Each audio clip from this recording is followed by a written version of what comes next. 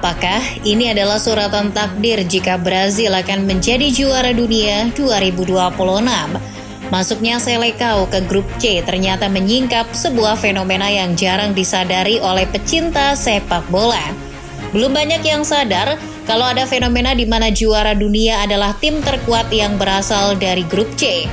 Berhubung Brazil tergabung di grup C tahun ini, mereka punya kans untuk melanjutkan fenomena tersebut.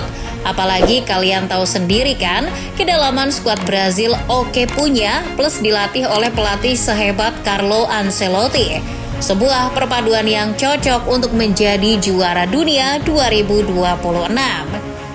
Apakah ini konspirasi dari FIFA untuk mendukung Brazil buka puasa gelar setelah 24 tahun?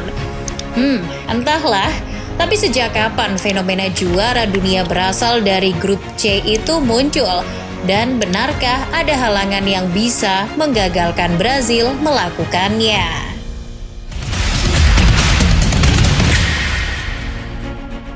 Usut punya usut, fenomena juara dunia berasal dari grup C dimulai dari Piala Dunia 2018 di Rusia.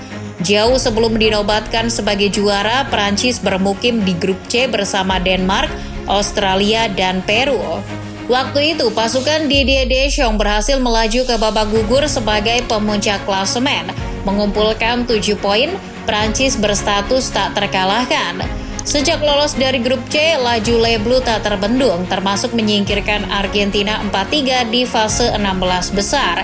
Tiket ke partai puncak pun didapatkan setelah mengalahkan Belgia yang diisi generasi emas.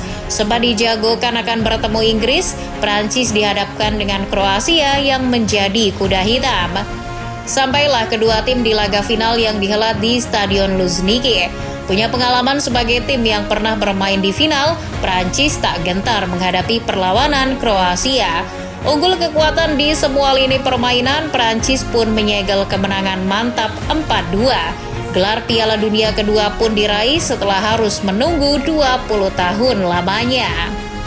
Uniknya, magis grup C terus berlanjut di Piala Dunia 2022 di Qatar. Kali ini giliran Argentina yang mendapat berkah karena mendapat undian di grup C. Ketika itulah Albiceleste terdaftar bersama Polandia, Meksiko, dan Arab Saudi. Kendati sempat kalah mengejutkan dari Saudi di laga pertama, Argentina tetap keluar sebagai juara grup dengan 6 poin. Sama halnya dengan Prancis, langkah Argentina juga tak terbendung usai lolos dari rintangan grup. Salah satunya menggagalkan upaya Belanda di perempat final lewat adu tos-tosan.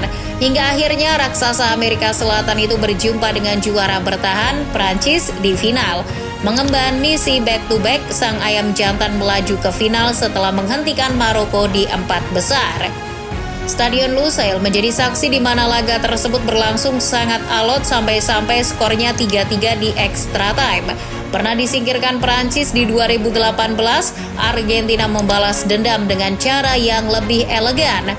Emiliano Martinez menjadi pahlawan dalam adu penalti terbaik sepanjang sejarah itu. Argentina pun akhiri dahaga setelah 1986. Sementara Lionel Messi kukuhkan diri sebagai GOAT pertama yang lebih dulu juara dunia dibanding Cristiano Ronaldo. Melihat kesuksesan Prancis dan Argentina tadi, Brazil pastinya juga mau dong jadi juara dunia. Secara mereka kali ini tergabung di grup C juga. Terus bagaimana peta perjalanan Brazil untuk lolos dari fase grup dan membuka asa juara?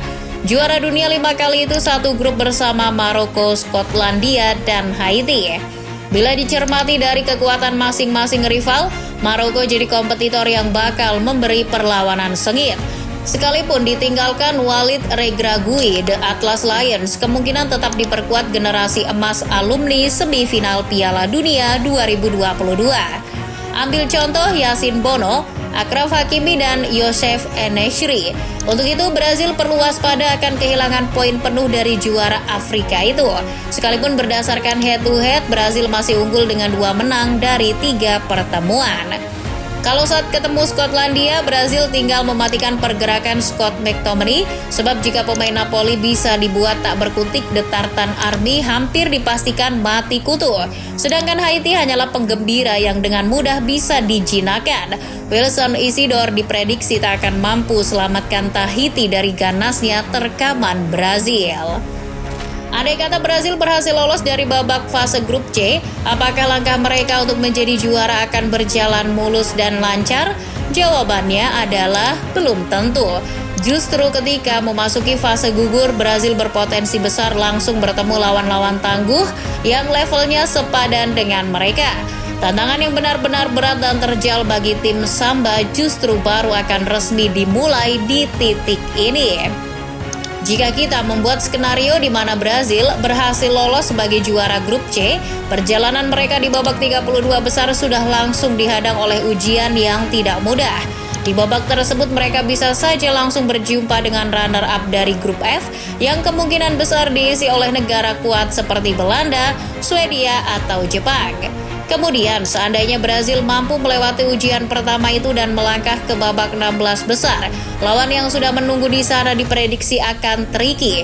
Brasil berpotensi menghadapi tim yang menjadi runner-up dari grup E atau grup I. Jika melihat peta persaingan yang ada, posisi tersebut bisa saja ditempati oleh tim penuh kejutan dari grup E seperti Pantai Gading atau Ekuador. Sementara dari grup I ada ancaman nyata dari tim seperti Norwegia atau Senegal. Skenario rumit ini belum ditambah dengan tantangan yang jauh lebih besar jika mereka sukses lolos ke babak berikutnya, di mana tim-tim raksasa dunia lainnya dipastikan akan membuat langkah Brasil semakin berliku demi meraih trofi juara. Oke lah, sekarang mari kita coba berandai-andai jika Brasil sukses menyapu bersih kemenangan atas lawan-lawan mereka di babak gugur dan berhasil melenggang mulus ke partai final.